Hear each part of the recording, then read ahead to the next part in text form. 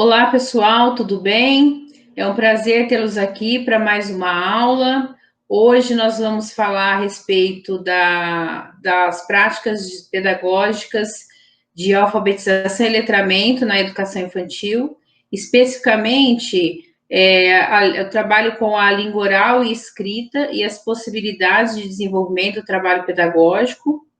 Então, eu vou compartilhar com vocês uma apresentação e nós vamos conversar a respeito dessa prática pedagógica, certo? Então, vamos lá. Então, pessoal, a nossa aula de hoje, a gente vai falar a respeito das práticas de alfabetização e letramento na educação infantil, pensando que nós vamos precisar trabalhar as 4 habilidades básicas: o falar, o ouvir, o ler e o escrever. Então, a primeira situação, primeira prática que a gente vai pontuar, ela envolve o desenvolvimento da oralidade. Então, como vocês podem observar na imagem aqui, nós temos uma criança trocando fraldas e uma criança no momento do banho. Nessas situações do cotidiano da educação infantil, sempre vai haver aí um momento em que o adulto, né, ou no caso o professor, vai interagir com aquela criança. Então é importante que nessas situações do cotidiano exista aí um diálogo, exista uma interação, exista um momento em que a criança pode se expressar, ela vai poder falar e também vai ouvir, porque o educador vai estabelecer com ela aí um diálogo, né? Então, aí nós temos o uso da linguagem oral, e essa linguagem oral ela vai ser utilizada para conversar, para brincar, para se comunicar, para a criança expressar suas necessidades, para ela omitir a sua opinião, para ela expressar seus desejos, as suas ideias, as suas preferências, para ela relatar seus sentimentos, falar sobre as suas vivências. A gente tem ali um momento de interação e de diálogo importante. Por isso que a gente não pode dar aquele banho rápido sem conversar com a criança, sem deixar ela se expressar. É muito legal que a gente tenha esse tempinho com ela e tenha a possibilidade de deixar ela relatar coisas, relatar situações, expressar necessidades. Então, isso é importante nesses momentos cotidianos aí da educação infantil. Aqui, então, a gente tem o desenvolvimento da oralidade. Uma segunda atividade que a gente trabalha na educação infantil e que é importantíssima, eu vejo que é, assim, primordial para o trabalho, principalmente depois, quando a gente vai trabalhar lá na etapa das séries iniciais, é a reprodução oral de jogos verbais. O que é a reprodução oral de jogos verbais? Quando a criança, em alguns jogos, em algumas brincadeiras, a criança usa para brincar alguns jogos verbais, alguns textos que a gente chama de jogos verbais.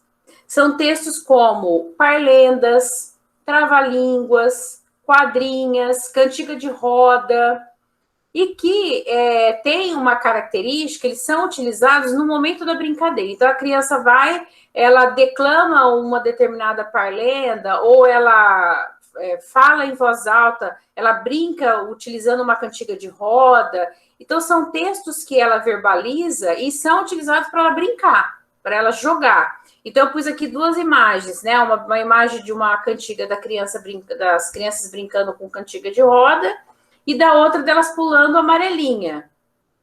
E que são brincadeiras que elas sempre utilizam desses jogos verbais. Esses trava-línguas, essas parlendas, essas adivinhas, essas quadrinhas, os poemas e as canções. O que eu acho interessante quando a gente fala desse tipo de texto para ser trabalhado na educação infantil? Esse tipo de texto ele tem uma característica importante, que é a repetição sonora. Então, você pega uma parlenda, ela vai repetindo determinados sons. Muitas vezes no final de cada verso, ou muitas vezes no início de cada verso. Então, essa repetição sonora, ela é muito interessante para a criança pensar nos sons que vão compor aquelas letras que se repetem. Então, é algo que ela está usando nesse momento para brincar, mas que posteriormente, principalmente na etapa de alfabetização das séries iniciais, no primeiro e no segundo ano, a gente pode aproveitar desses textos que elas já vão conhecer de memória e utilizar para que elas escrevam esses textos que elas já vão conhecer de memória. Então, é por isso que na etapa de alfabetização, no primeiro e no segundo ano, a gente usa muito parlenda, trava-língua, adivinhas, canções de cantiga de roda, canções de ninar, pequenos poemas, porque muitas vezes as crianças já conhecem esses textos de memória. E isso facilita muito o nosso trabalho quando elas forem escrever, tá? Eu não estou dizendo com isso que elas brincam com esse tipo de texto na educação infantil para depois poderem escrever. Não é isso que eu estou dizendo. Eu estou dizendo que a gente aproveita que elas já vão fazer essas brincadeiras usando esses jogos verbais e como existe muita repetição sonora, a gente pode utilizar posteriormente isso nas salas de alfabetização para um trabalho de consciência fonológica, porque elas vão poder pensar nas pautas sonoras que existem ali e que se repetem. Por isso que é tão importante a gente utilizar. Outra atividade interessante para o desenvolvimento da oralidade, quando eu falo oralidade, eu estou falando das duas habilidades envolvidas, que é o falar e o ouvir, tá? E aí a gente trata do desenvolvimento da oralidade.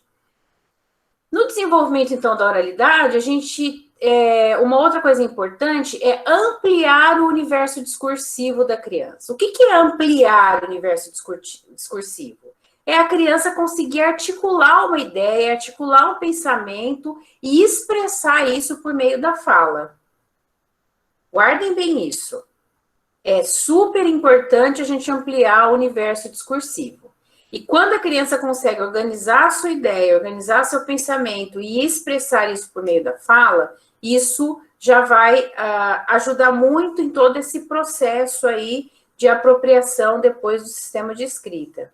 E isso já já se estabelece por meio do desenvolvimento da oralidade. Como que eu coloquei várias imagens aqui, como vocês podem observar, e todas elas envolvem as brincadeiras de faz de conta.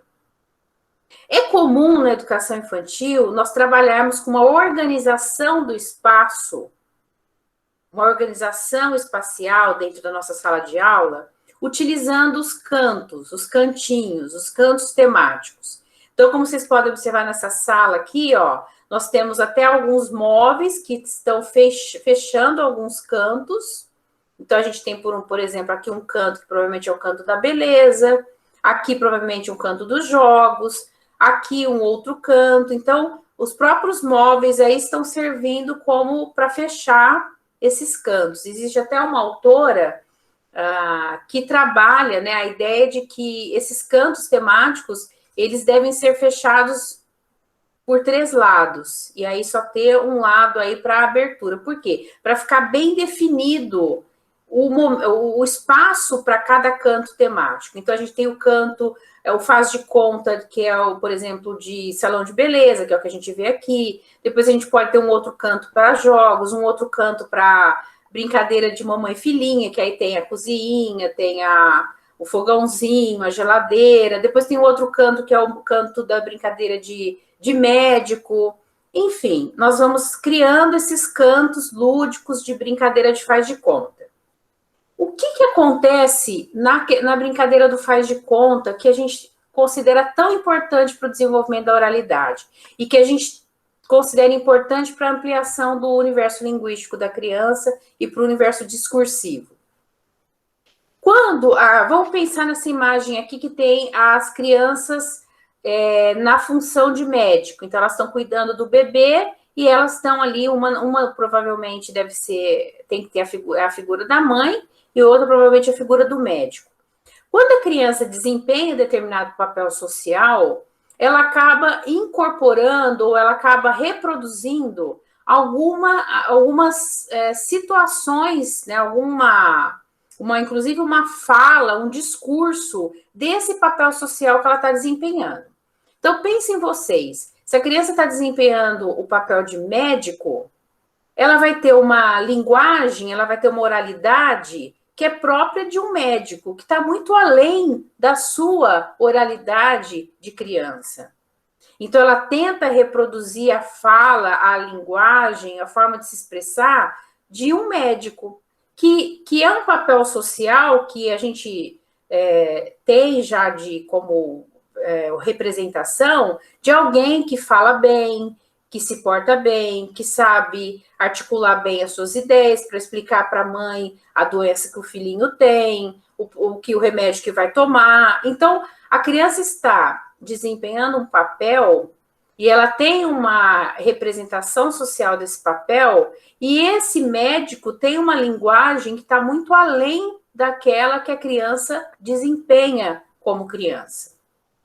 Certo? Então, o que eu estou querendo dizer com isso? Ela acaba tendo que desenvolver naquele momento uma linguagem que não é dela. E isso faz com que ela amplie o seu universo discursivo. Nesse momento em que ela está brincando de faz de conta, nesse canto de médico, né? Médico, paciente e mamãe. Nós temos aqui três personagens, né? Aqui embaixo nós temos uma outra situação que as crianças também estão brincando de boneca, né? Provavelmente uma casa, então aí elas dividem, né? Ó, você vai ser a mamãe, você vai ser a filhinha, você vai ser o papai. Então elas dividem os papéis sociais. E isso é muito interessante, porque elas acabam entrando elas têm autonomia para decidir o que papel elas vão desempenhar.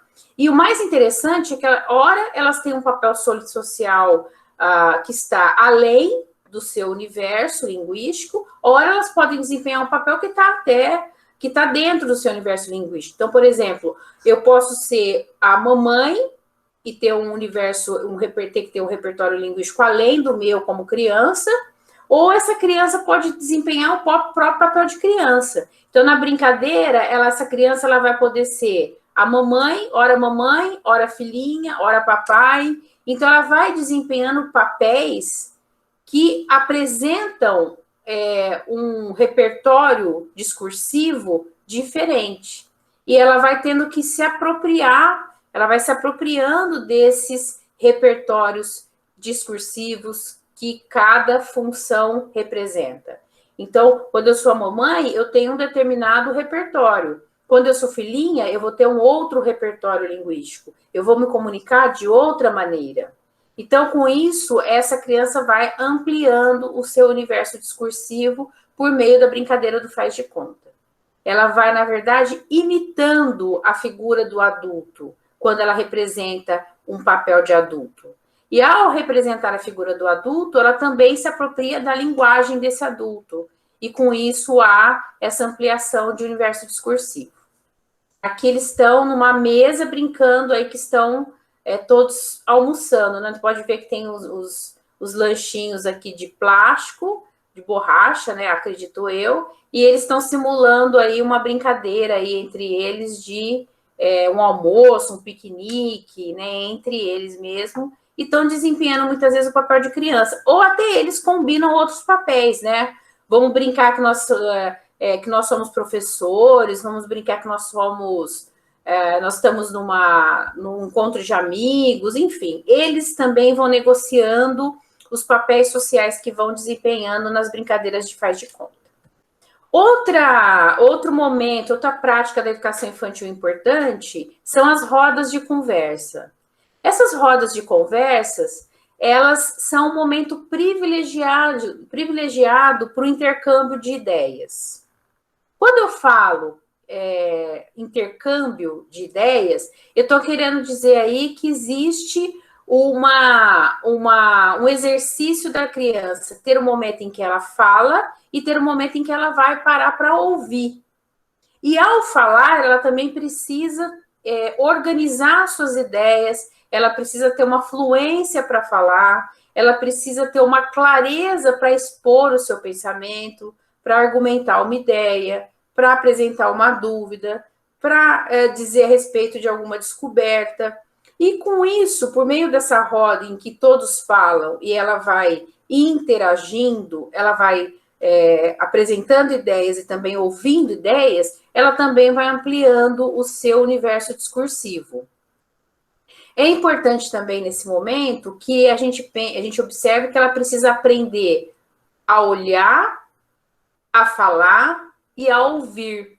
Por que eu falo olhar? Porque ela também precisa sentir o momento dela na roda. Ela precisa se perceber parte do grupo.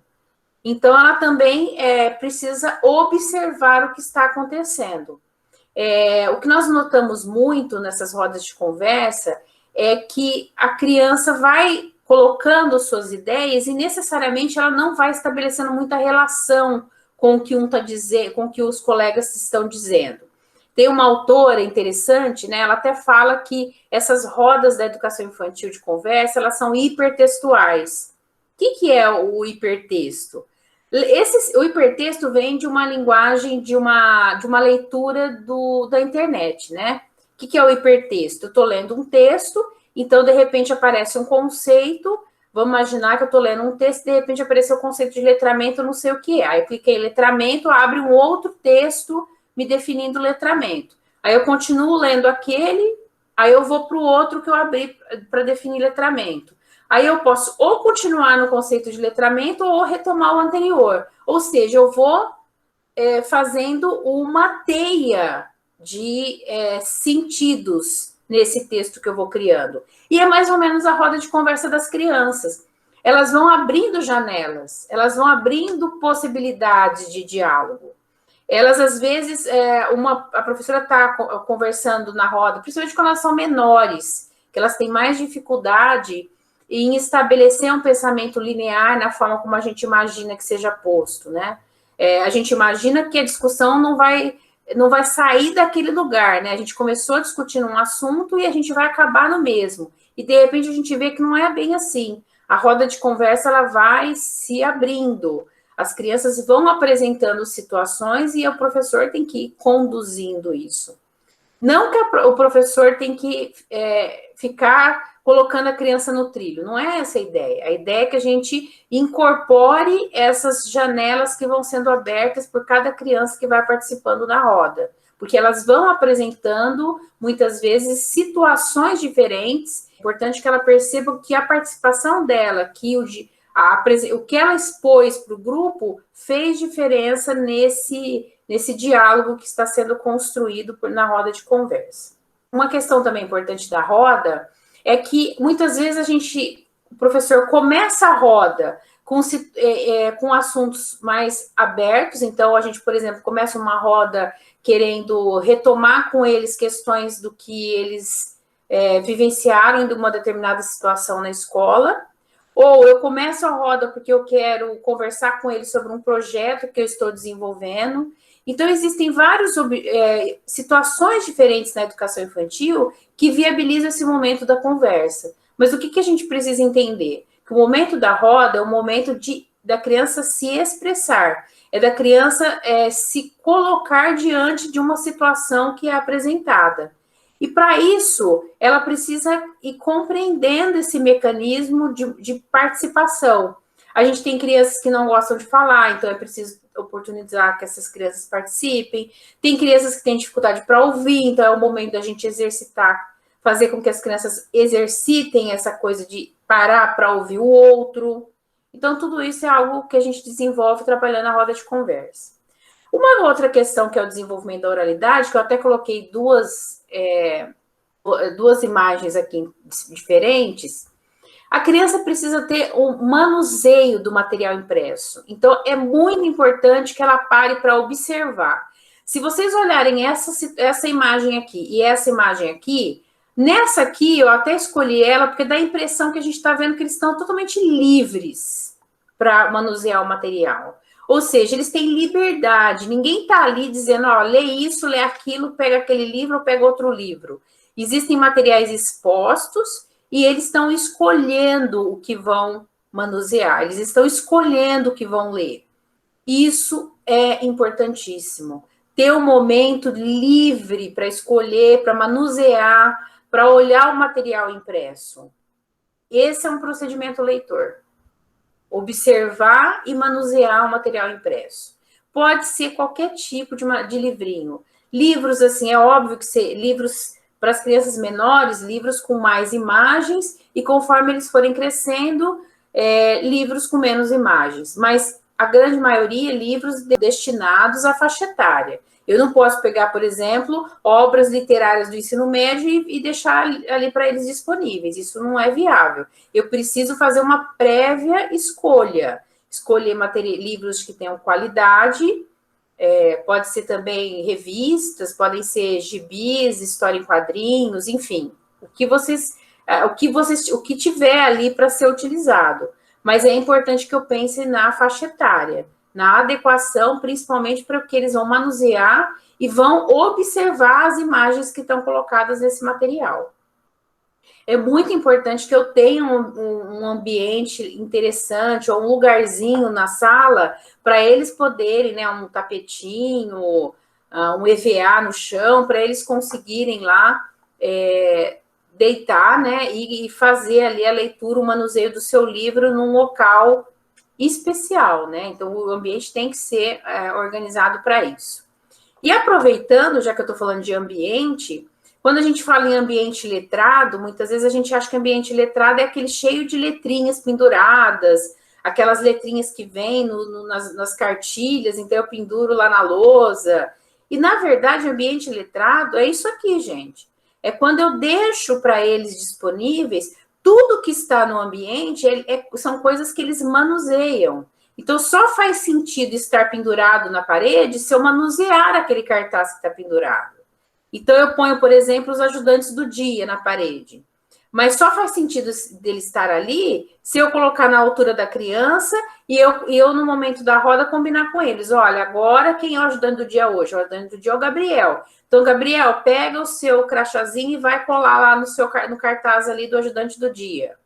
Aí a gente tem lá a lista dos alunos da biblioteca do livro emprestado.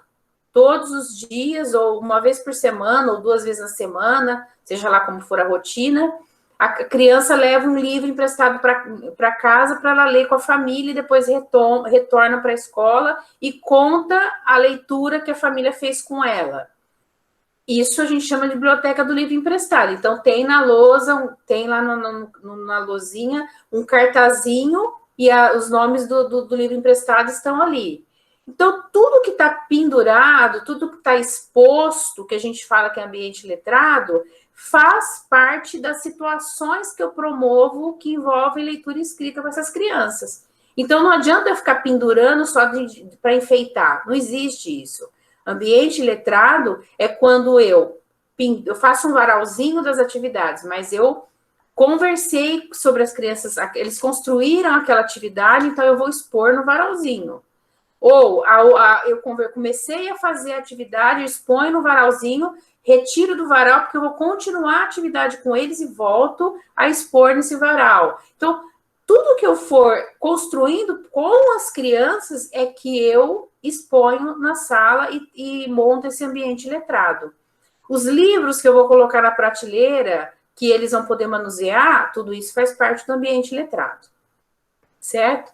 Então, isso aqui é o ambiente letrado. É tudo que está exposto, ou os livros que estão disponíveis para eles pegarem, fazem parte desse ambiente letrado. É um local, existe um local para se colocar os livros. Olha, veja na primeira imagem. A criança tem uma prateleirinha aqui e alguns livros para ela retirar, e ela tem onde manusear, um lugar confortável para poder ler esses livros e manipular esses livros. Podem ser em momentos organizados ou pode ser de forma espontânea. Deixar a criança sempre levar de acordo com a escolha que ela fizer, um livro para casa para ser lido com os familiares, que é o que eu falei para vocês da biblioteca do livro emprestado. E com isso ela vai criando essa relação prazerosa com a leitura. É algo que se faz gradualmente, não é da noite para o dia, não é um estalo. É algo que eu vou fazendo devagarinho, a cada dia eu vou criando essa relação prazerosa. Eu já tive situações de pais que me contaram assim, que acabaram gostando, passando a gostar de ler um pouco mais, porque os filhos levavam livros para casa e pediam para que a mãe lesse. Aí a mãe acabou se envolvendo um pouco mais com essa questão de ler. Então, a gente vai criando essa relação prazerosa. Não é algo que é imposto, é algo que vai se estabelecendo à medida que as crianças vão tendo essa relação mais prazerosa com os livros e com a leitura. Aí aqui a gente retoma um pouquinho a roda de conversa, e a gente vai falar de uma roda, que é uma roda que a gente fala para discutir assuntos mais intencionais. Toda roda de conversa ela tem uma intencionalidade muito clara, né? A gente quer ampliar o universo linguístico das nossas crianças da educação infantil. No entanto, a gente tem às vezes algumas rodas que a gente deseja discutir assuntos mais pontuais, vamos dizer assim. Então, a gente tem, por exemplo, um projeto que a gente está desenvolvendo com eles. Sei lá, o projeto Serpentes da Mata Atlântica. Então, eu vou conversar com eles sobre, eu vou levar o livrinho, Serpentes da Mata Atlântica, eu vou folhear o livrinho e vou explicar para eles como vai ser a nossa visita, que a gente vai visitar o zoológico, que a gente vai visitar um serpentário para conhecer as cobras, blá, blá, blá. Então, eu estou fazendo uma roda dentro de um contexto que é um contexto real. Primeiro, eu estou usando a ida ao serpentário para a gente conhecer as cobras, e depois eu vou ter um momento em que existe um catalogado, essas cobras estão catalogadas num livrinho, que esse livro, isso é real, viu, gente? É chamado Serpentes da Mata Atlântica, e aí eu vou descrever para eles as características das serpentes que nós conhecemos no serpentário.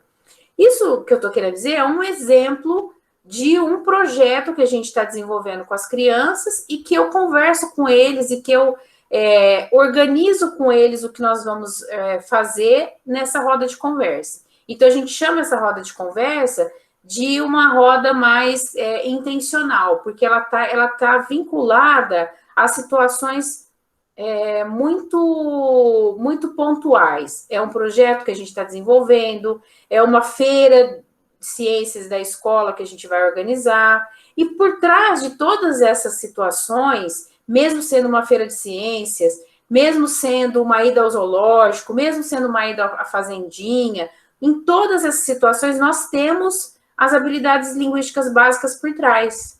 Porque a criança vai precisar, em qualquer situação, falar, ouvir e ler e escrever também. Porque, seja em que conteúdo for, ou em que assunto for, nós vamos precisar buscar informações, nós vamos precisar buscar textos que vão nos apoiar para desenvolver determinados assuntos com as crianças. Então, a leitura e a escrita é algo que perpassa qualquer situação do nosso trabalho, e a fala, e o ouvir e o falar também, tá? Então, aqui eu pus 3 situações que vocês estão vendo, uma professora com o trabalho de jornal, aqui eles estão, é um projeto sobre brinquedos, então eles estão apresentando os brinquedos preferidos, e aqui é um projeto de conto de fadas, em que a professora todos os dias está fazendo aí uma roda de conversa sobre os contos de fadas escolhidos pelas crianças. Certo? A gente também tem situações que precisam acontecer na educação infantil, que é o trabalho com a linguagem em contextos reais de uso.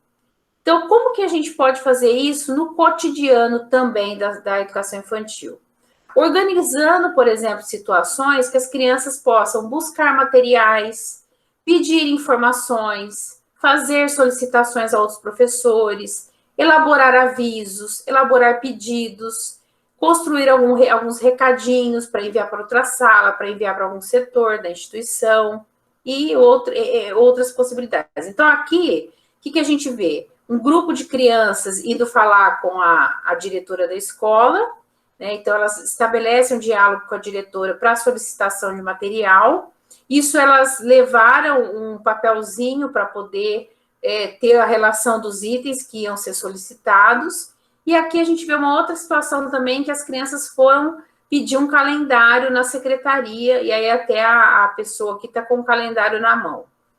Então, em todas as situações, elas foram, são situações do cotidiano, mas elas aproveitaram situações reais para criar aí esse momento de intercâmbio de fala, né, de interação com outras pessoas, que não só o professor da própria turma.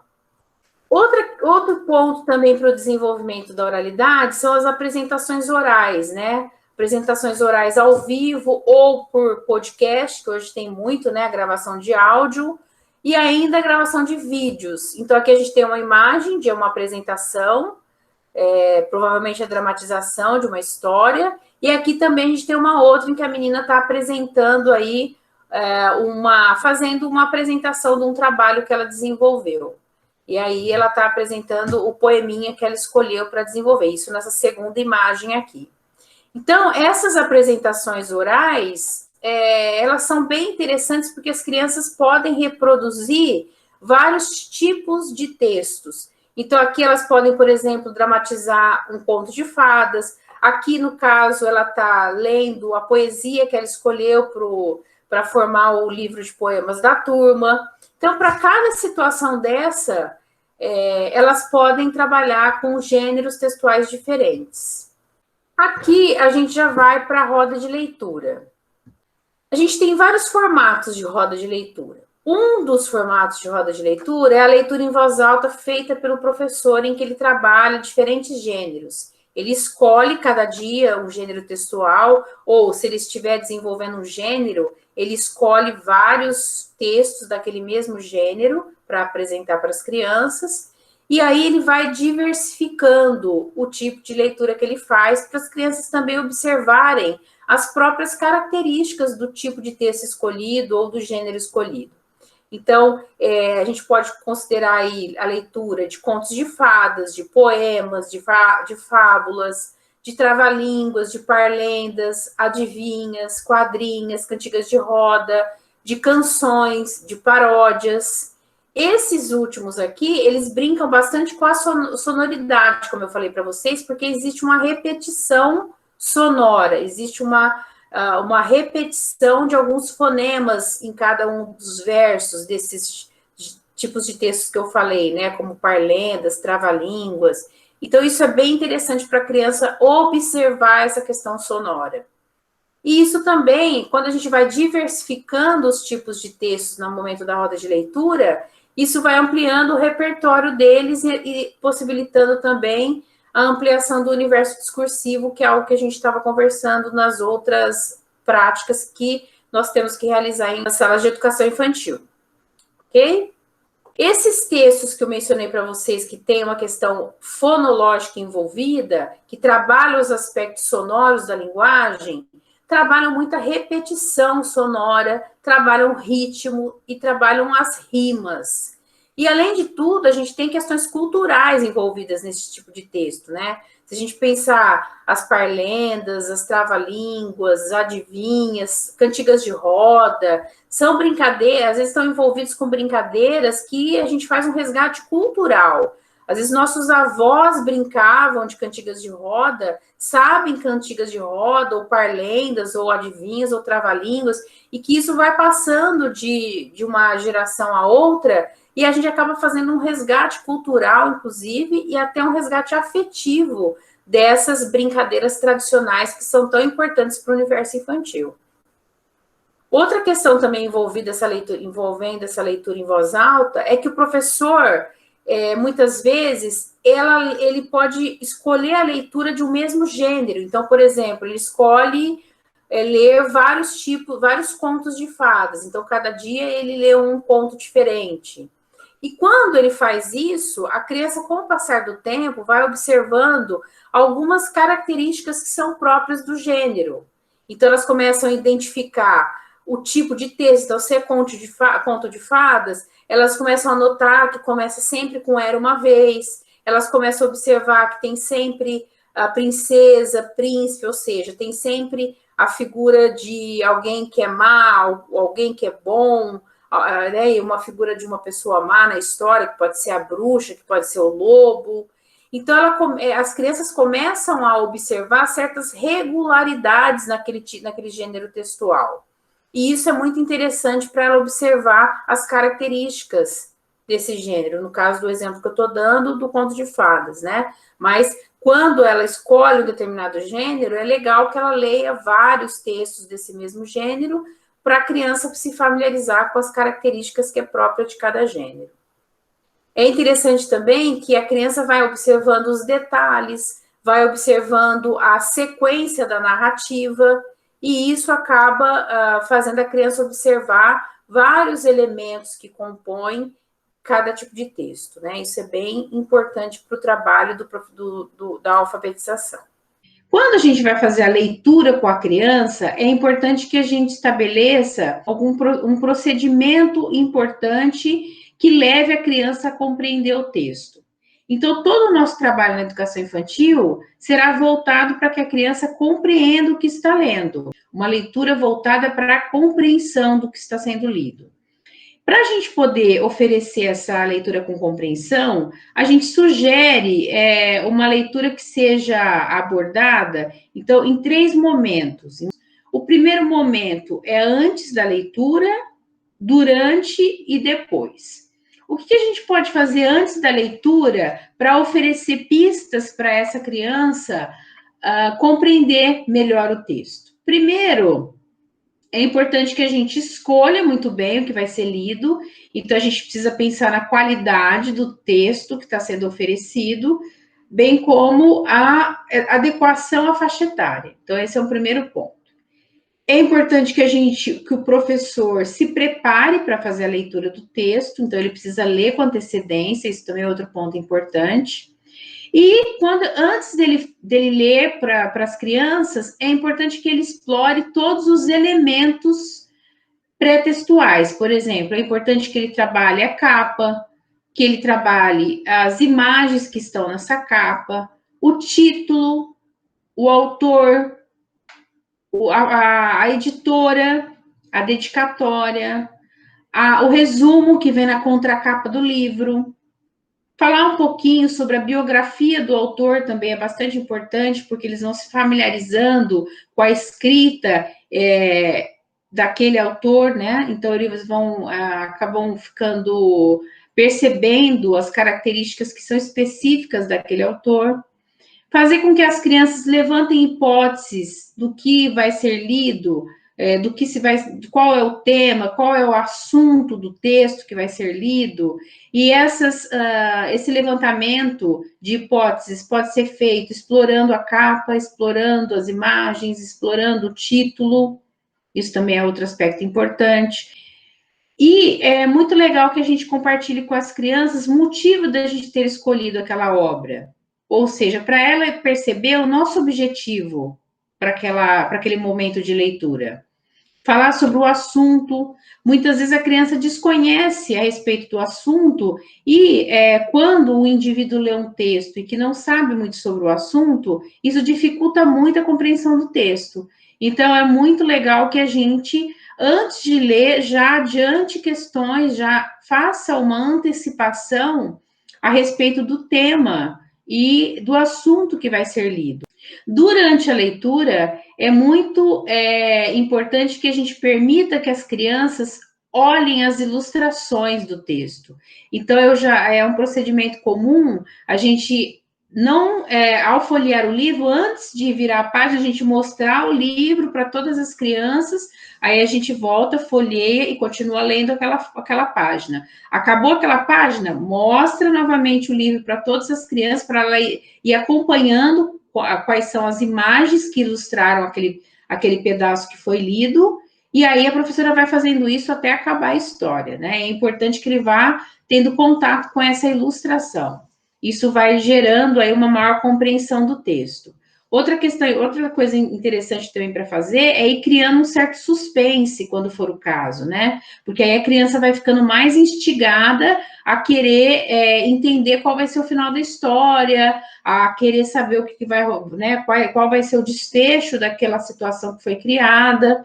Então, quando for interessante, é lógico que existem textos que não vão viabilizar um suspense, mas quando for uma narrativa e que trouxer essa possibilidade de a gente gerar um suspense, isso é bem legal de se fazer também. Não interromper o texto, a leitura, sempre que uma palavra nova surgir. É muito importante que a criança já comece a tentar buscar sentido daquela palavra no contexto. Então, isso é mais... Porque se toda vez que houver uma palavra nova, você interromper e dizer o que é, a criança acaba perdendo um pouco o foco no que está sendo lido. Então, é importante que aquela palavra seja dita e que ela tente compreender no contexto. E depois, no final da leitura, aí você pode retomar e perguntar: vocês conhecem essa palavra? O que vocês acham que isso significa? Mas isso a gente faz depois que ela buscou a interpretação pelo contexto, ok? Depois da leitura, é importante que a gente lembre, faça com essa criança um levantamento de outros textos que são conhecidos ou que têm o mesmo tema ou que seja do mesmo gênero. Então, é legal que eles observem as familiaridades quando for do mesmo gênero. Quando for do mesmo tema, é legal que eles acrescentem informações a respeito desse assunto para enriquecer depois a discussão a respeito do que entenderam sobre o texto. Favorecer a conversa entre as próprias crianças para elas poderem compartilhar o efeito que aquela leitura produziu. Elas poderem verbalizar se elas gostaram do que leram, se não gostaram, quais as opiniões, o que elas acharam que poderia ser diferente, enfim, deixar essa criança tecer comentários a respeito do que leu, porque isso vai fazendo com que a criança fique cada vez mais envolvida pelos momentos de leitura. É legal também que cada um possa compartilhar o que gostou, né? E eventualmente até reler os trechos que eles mais gostaram, porque isso vai fazendo, tornando esse momento para ela bastante significativo, bastante importante, porque aquilo que ela gostou faz diferença para o grupo, e essa questão de compartilhar com o grupo vai fazendo com que eles se sintam instigados a querer ler outras coisas e querer sempre compartilhar com um colega a respeito das leituras realizadas. É importante que a gente ofereça situações de leitura para que as crianças leiam sozinhas. Vocês vão falar, mas como assim leiam sozinhas se elas não sabem ler? Ela pega o texto, o livro, ela manuseia e passa o dedinho embaixo. Ela já se apropriou de um procedimento leitor. E isso, com o passar do tempo, vai oferecer para ela aquele momento de passar o dedinho, de falar a palavra e de olhar para o papel e ver o que está escrito e ver quais letras estão compondo o que ela está falando. Então, esse é um procedimento que, para um segundo momento, quando ela estiver estabelecendo a relação grafema-fonema, ela estabelece uma relação com o que está escrito com o que ela fala. É algo que nesse momento provavelmente ela tem? Provavelmente não, porque ela não lê convencionalmente. Mas é um procedimento que nós precisamos desenvolver. Começar oferecendo a ela essa tentativa de ler sozinha.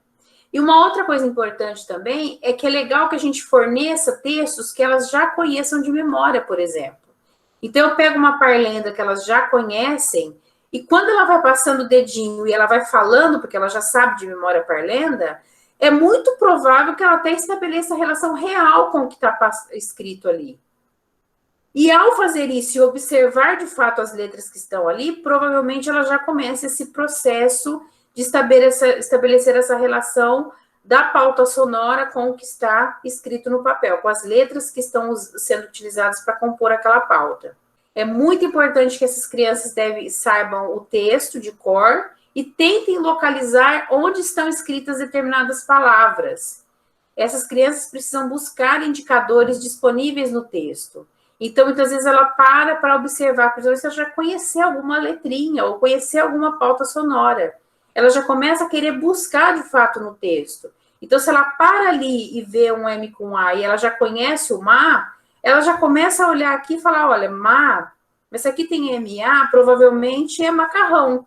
Ah, então aqui, se é MA, ela já infere, ela já antecipa que o que está escrito depois possa ser macarrão, porque macarrão tem no texto. Então, ela vai fazendo esse tipo de procedimento de antecipação de conteúdo e de inferência, deduzindo já o que pode estar escrito, e esse é um procedimento importante para ela chegar à leitura convencional, certo? Como eu falei a vocês, é um procedimento. Ela ainda não lê convencionalmente, mas é um procedimento a ser feito para chegar a ler convencionalmente. Quais são os textos mais adequados para a gente fazer isso? Esses jogos verbais que eu falei para vocês no começo, que elas usam para brincar. Quadrinhas, parlendas, canções, trava-línguas, cantiga de rodas, que trabalha, inclusive, muita repetição de sons e, com isso, repetição de letras. Porque elas vão ver os sons repetidos ali, mas as letras também vão estar repetidas. E aí está a jogada dela. Aí, quando ela observa isso, é aí que está a sacada dela entender que a escrita representa a fala. E aí ela para de achar que a escrita está relacionada, por exemplo, com a estrutura do objeto, com a característica do objeto a ser representado. Então, por exemplo, a criança acha que é a ideia do realismo nominal, né? Que a gente vai falar sobre isso quando estiver vendo as características das hipóteses de escrita. A criança achar, por exemplo, que formiga eu escrevo com menos letras ou com letras menores, porque a formiga é um animal pequeno. E boi eu escrevo com muitas letras, a criança acha que tem que escrever com muitas letras ou com letras maiores, porque o boi é um animal grande. Então, olha o disparate. A gente está falando da escrita de boi, que é uma escrita com 3 letras, e de formiga, que é uma escrita com várias letras. E elas relacionam isso à característica do animal que está sendo representado. Então, quando a criança começa a passar o dedinho e estabelecer essas relações do que está sendo falado com o que está sendo escrito, ela vai entendendo que o que se escreve não está relacionado com a representação do objeto ou do animal ou daquilo que está sendo representado por meio da escrita, mas sim com o que está sendo falado. Então, ela começa a notar que o que se escreve tem relação com o que se fala. Então, essa é uma atividade importante na educação infantil. Outro ponto também que eu queria discutir com vocês a respeito das práticas da educação infantil é a respeito das rodas de história, que a gente sabe que muitas vezes essas histórias, essas narrativas, elas podem ser lidas, como eu acabei de dizer aí, quando eu falei da prática de leitura, e elas também podem ser contadas. E eu digo que esses são 2 momentos importantes de coexistir na educação infantil. Precisa haver momentos em que existe a contação de histórias e precisa haver momentos em que existe a leitura de histórias. E esses momentos são diferentes. Por que são diferentes? Porque na contação de histórias, nós temos como foco principal os recursos expressivos. E muitas vezes nós temos alguns elementos que vão nos ajudar a contar a história para poder haver essa maior realidade dos fatos que estão sendo narrados, ou pelo menos para ilustrar melhor esses fatos que estão sendo narrados. Então, muitas vezes a gente usa um avental de contação de histórias, ou usa um tapete para contação de histórias, ou usa um fantoche, ou usa um dedoche, ou usa toda uma... Ou se veste com o personagem para poder dramatizar a história. Enfim, a gente acaba, na contação, utilizando alguns recursos para que seja mais expressivo o nosso momento de contação. Para que ele seja mais realístico, para que ele envolva a criança, para que ele faça a criança se imaginar naquela história. Então, muitas vezes a gente faz a fala da bruxa, reproduz uma risada, né, debochada da bruxa, ou a gente faz uma fala mais fininha para dizer aquela voz mais singela da princesa, ou uma voz mais grossa para representar o lobo mau. Então, a gente acaba incorporando de características do personagem que nós estamos representando e até utilizando muitas vezes recursos sonoros. Então, hoje a gente tem várias coisas de efeitos, até no celular que a gente pode colocar, né? Passos na floresta, gritos, né? Para dar aquela coisa do medo. Então, nós estamos usando vários elementos, podem ser sonoros, podem ser físicos, né? Por exemplo, o uso do fantoche, do dedoche, do avental, do tapete de contação, enfim, da coxa de retalhos de contação, do baú de histórias. Então, nós podemos usar vários outros elementos para exercer esse recurso expressivo que a contação exige, tá? Então, contar a história é uma coisa, ler a história é outra. As histórias contadas reportam a criança mais para a expressão oral do adulto, envolvendo essa questão mais sonora, envolvendo a entonação, a mudança de voz. Cria-se uma atmosfera daquele que está contando, olhando nos olhinhos ávidos aí dessas crianças que despertam esse interesse no momento da contação. Então, a contação de história é um momento diferente da leitura de histórias. E outra coisa importante, o que distingue a contação da leitura? A contação, você pode, inclusive, mudar a história. Você pode criar elementos na história. Você pode não seguir exatamente o que está colocado naquele texto, naquela história, daquele texto, daquele autor. Então, você tem uma abertura de contar com as suas próprias palavras, de acordo com a sua necessidade e adequando ao público que está ouvindo aquela contação. Então, as histórias, aqui a gente tem vários exemplos de contação, olha, a gente tem aqui uma caixa de contação, e aí a gente vê que os personagens são de palitinho, aqui a gente tem um cenário, tem usando fantoches, aqui a gente já tem o avental de contação de histórias, esse avental ele tem velcro, então você vai colando os personagens em determinados, e esse avental tem muitas vezes ele apresenta vários cenários e você vai colando eles costumam ser de feltros, né? Então você vai colando esses personagens nesses cenários conforme a história vai transcorrendo. Aqui embaixo a gente também vê um avental, aqui a gente já vê uma caixa de contação, os personagens são de palitinho também, e você vai encaixando ele no isopor conforme a história vai acontecendo. Aqui a gente já tem um cesto de histórias e usando fantoches também, tá? Só que aqui a utilização de fantoches sem o cenário, né? As histórias lidas, embaixo, se vocês observarem, a gente tem uma imagem de uma professora lendo uma história para umas crianças em roda. As histórias lidas, elas remetem a textos estáveis. O que são textos estáveis? O professor vai ler exatamente o que o autor colocou no texto. Ele não vai mudar nada. E ele vai ler com a própria voz, na própria entonação. Então, ele só vai, na verdade, emprestar a sua voz para o autor do texto.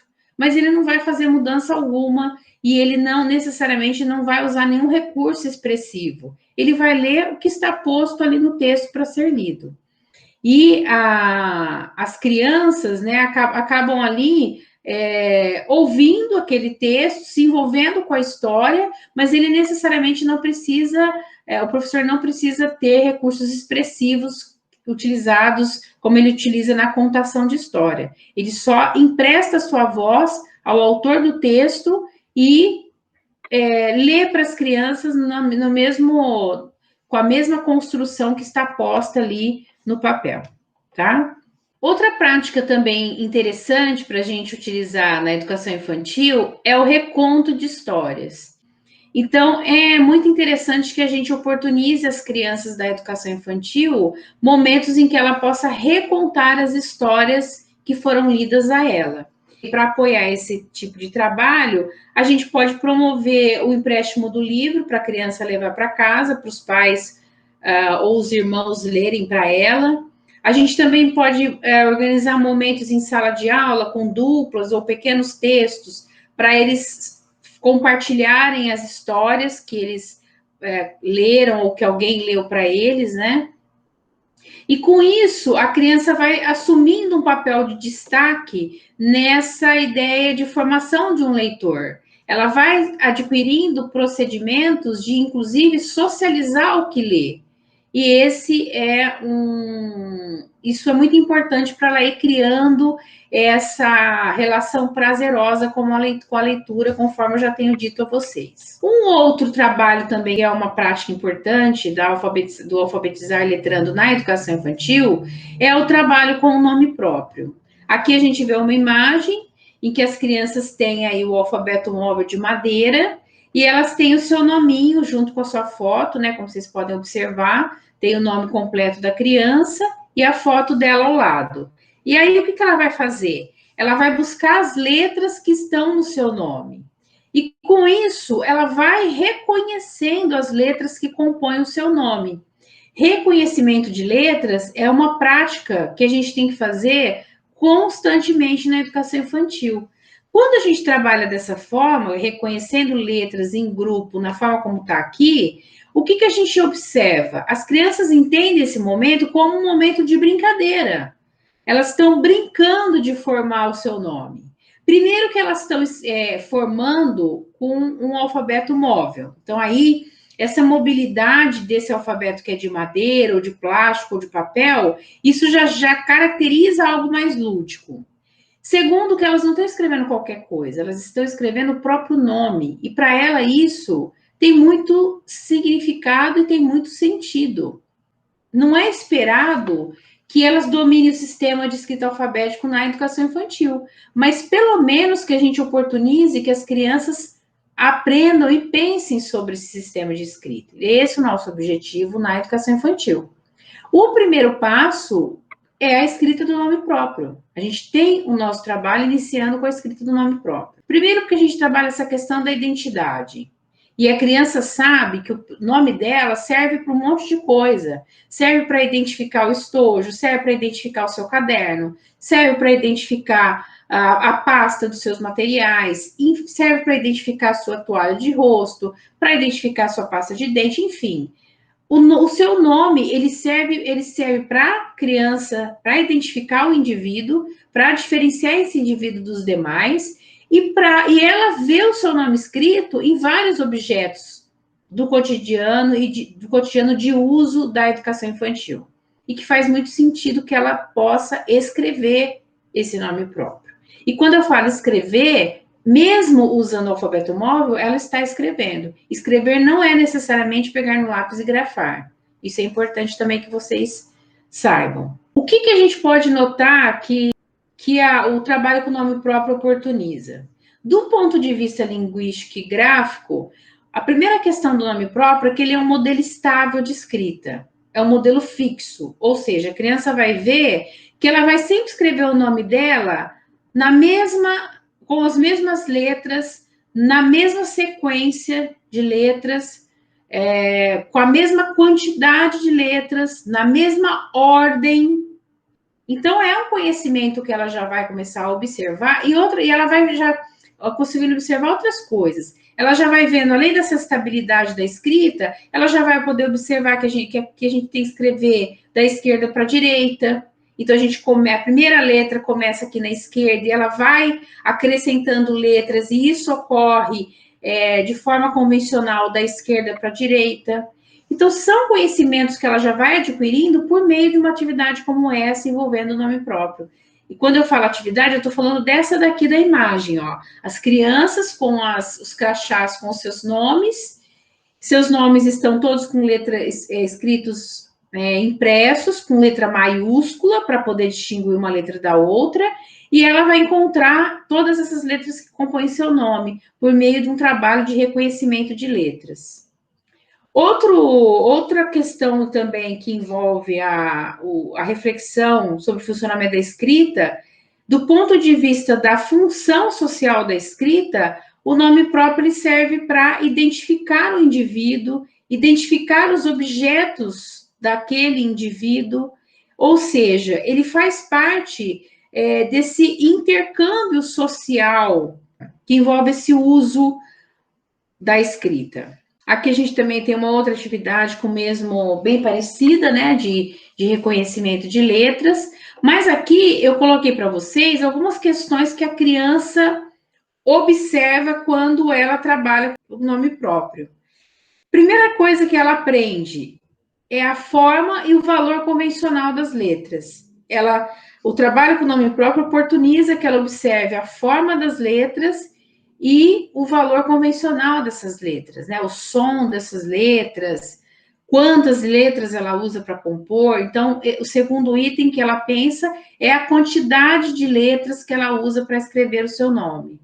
Depois, ela também tem condições de pensar na variedade das letras, na posição dessa letra na escrita da palavra e na ordem das letras. Então, são vários elementos que ela tem condições de refletir. Ela também, o nome próprio também serve como referência para ela checar as próprias hipóteses que ela vai construindo a respeito da escrita. Ela também começa a notar, a conseguir diferenciar letras e desenho, letra e número. Então, ela começa a ver que as letras que ela está utilizando para escrever seu nome são muito diferentes dos números, ou que o seu nome não é um desenho da Camille que ela usa, mas sim letras que ela usa para compor esse nome Camille. A gente oportuniza que a criança reflita sobre vários aspectos do funcionamento do sistema de escrita, utilizando o nome próprio. Como eu falei a vocês, ela também tem condições de perceber essa orientação da escrita, então ela começa a notar que se escreve sempre da esquerda para a direita. O trabalho com o nome próprio, ele é excelente, como eu disse a vocês, para o reconhecimento das letras e para ela poder nomear as letras, para ela saber o nome de cada letra. E saber também que essas letras, junto a outras, elas compõem determinadas pautas sonoras. E essas pautas sonoras estão relacionadas com letras. Isso é algo importante também, né, do trabalho. E, além de tudo, a gente oportuniza a ampliação de repertório de letras. Porque quanto maior o repertório de letras dela, melhor para ela conseguir se apropriar do sistema de escrita. E aqui, a gente, observando também o trabalho com o nome próprio, nós observamos uma característica do ambiente letrado, que eu disse a vocês, né? O nome próprio, ele está inserido no mural que a gente faz com as crianças na sala de aula. Então, aqui a gente tem os ajudantes do dia, em que a gente vai assinalando quem já foi ajudante. Aí, naquele dia, eu colo quem foi o ajudante do dia, que no caso foi o Gabriel. Aqui eu tenho a biblioteca do livro emprestado, então cada dia um aluno vai apresentar o livro da semana, então eu tenho o nome de todos os alunos e cada dia um aluno apresenta. E aqui eu tenho a agenda do dia com toda a rotina que nós vamos realizar naquele dia. A escrita do nome próprio, bem como o conhecimento da lista de nomes dos alunos da turma, são conhecimentos fundamentais que todas as crianças têm direito. Então, quando a gente fala da escrita do nome próprio, nós também estamos falando da lista de nomes que a gente vai disponibilizar de toda a turma, para que eles comecem também a observar quais são as letras que compõem os nomes dos colegas. Então, esse repertório, ele vai servir de base para que a criança utilize mais tarde para compor a grafia de outras palavras. Então, o repertório da escrita do seu próprio nome e da escrita do nome dos colegas é esse repertório que vai servir para que a criança vai utilizar para compor a escrita de novas palavras. Tá? Eu falo até que isso a criança vai criando essa ideia de compor e de compor palavras e recompor palavras à medida que ela vai percebendo sílabas de uma palavra que servem para a escrita de outra e vai conseguindo fazer essa composição e decomposição de escrita de palavras aí. Ela vai percebendo semelhanças e diferenças na escrita de palavras, e isso vai facilitando a compreensão da relação dela grafema-fonema. Uma prática também interessante é a prática a gente às vezes fala assim, na educação infantil tem como eu trabalhar a produção de texto? As crianças produzem textos na educação infantil? Produzem. E como elas produzem se elas não sabem escrever? Elas podem ter o professor como escriba. Aqui, ó, nós temos várias situações em que as crianças vão ditando e o professor vai fazendo o quê? Vai escrevendo o que as crianças ditam. E por que é importante trabalhar essa ideia de produção de texto coletiva? Porque a criança não sabe escrever convencionalmente, mas ela pode ter alguém que faça isso por ela. Por isso que a gente chama isso de professor como escriba. Ela já pensa quais são os elementos, o que ela precisa pensar para produzir aquele texto, ou seja, quais as características daquele texto que está sendo produzido, para quem se destina aquele texto, para eles pensarem a forma como isso vai ser escrito, qual é o objetivo, ou seja, para que eles estão escrevendo. Então, eles já começam a pensar em todos os elementos que eles devem considerar para produzir um texto. Então, por isso que a gente já faz uma produção de texto na educação infantil coletiva e o professor já se coloca como escriba, escrevendo para o grupo e a criança já observando esses elementos que compõem a escrita. Porque elas já vão se familiarizando com a linguagem que se usa para escrever. E isso é muito importante para a etapa em que ela já escreve convencionalmente. Ainda falando dessa questão do professor como escriba, ao se oferecer como escriba, o professor dá voz às crianças e ele oportuniza condições para que elas produzam seus textos, porque a gente tem que deixar a criança se expressar e considerar essa fala que a criança produz no momento em que ela está contribuindo na produção de texto, para que haja aí, para que ela se perceba naquela produção, para que ela se perceba um coautor naquela produção de texto que é coletiva. Para poder finalizar a nossa pergunta inicial, como alfabetizar e letrar na educação infantil? Eu fiz mais ou menos uma síntese dos principais pontos que nós discutimos nessa aula. O primeiro ponto é a criança observando e imitando o adulto leitor. Então, eu acho que esse ponto ele é crucial para a gente poder formar um leitor que a gente deseja, que é um leitor competente. A gente precisa oferecer a oportunidade para a criança comunicar-se nas diferentes situações, para as crianças recontarem histórias tradicionais da sua cultura e outras histórias, preservando características da linguagem escrita. Utilizar textos de diferentes tipos e gêneros, seja no momento da roda de leitura, seja no momento da produção de texto. Apreciar bons textos para que as crianças desenvolvam o prazer e o gosto pela leitura.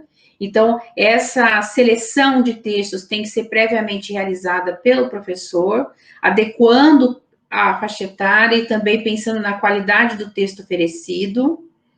Desenvolver comportamentos de leitores diversos, envolvendo diferentes práticas sociais de escrita. Então, eu acho importante que, para isso, a gente escolha diferentes gêneros textuais a serem lidos, porque isso mostra para as crianças a possibilidade de a gente pensar em diferentes contextos sociais de escrita. Compreender os usos e funções da escrita e utilizá-la quando necessário.